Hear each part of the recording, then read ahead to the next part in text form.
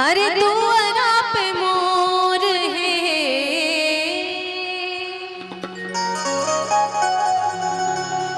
आंगने में बरुआ बोले, आंगने में बरुआ बोले हमरो जनेऊ है, आंगने में बरुआ बोले हमरो जनेऊ है, आंगने में बरुआ बोले, बाग में कोयलिया बोले, बाग में कोयलिया बोले, दुआरा पे मोर है, आंगने में बरुआ बोले, आंगने में बरुआ बोले हमरो जनेऊ है, आंगने में बरुआ बोले हमरो जनेऊ है, आंगने में बरुआ बोले।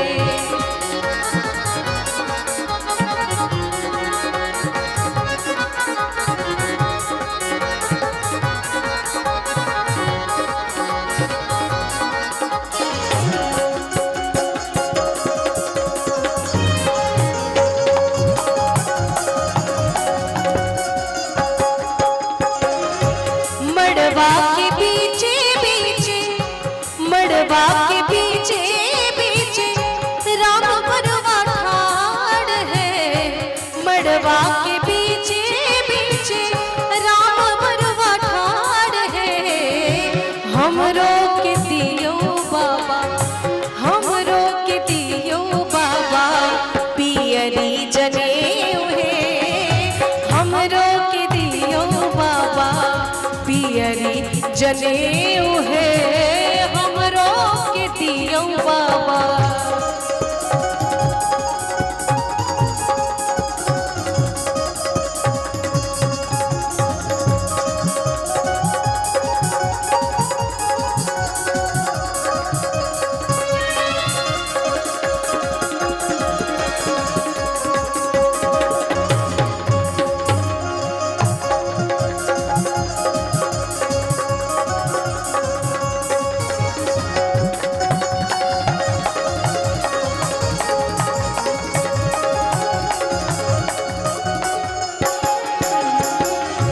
मड़वा के पीछे पीछे,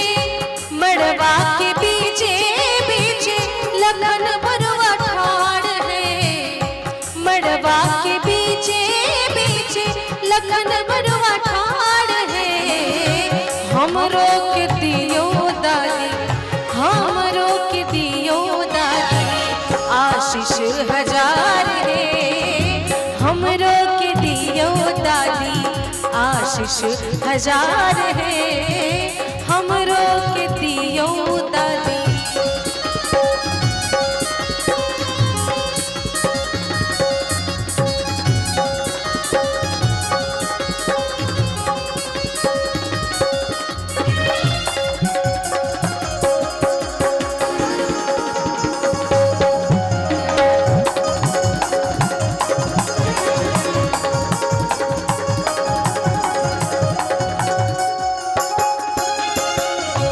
मड़वा के पीछे पीछे, और जनेऊ के गीतों में तो पूरा ऊपर से लेके नीचे तक पूरे परिवार वालों का नाम मेंशन किया जाता है। यहाँ पे पूरे परिवार वाले बैठे होंगे शायद, और बहुत सारे लोग बिजी भी होंगे, घर का फंक्शन है, लेकिन चलो जितने लोग बैठे हैं उनके लिए। मड़वा के पीछे पीछे हमारे बरुआ ठाड़ है, मड़वा के पीछे पीछे हमारे बरुआ ठाड़ है, हमरो के दियो चाचा, हमरो के दियो चाची पियरी जनेऊ है, हमरो के दियो मामा पियरी जनेऊ है, हमरो के दियो चाचा। बाग में कोयलिया बोले, बाग में कोयलिया बोले, दुआरा पे मोर है, आंगने में बरुआ बोले, आंगने में बरुआ बोले हमरो जनेऊ है, आशीष हजार है, हमरो के दियो चाचा आशीष हजार है, हमरो के दियो मामा आशीष हजार है, हमरो के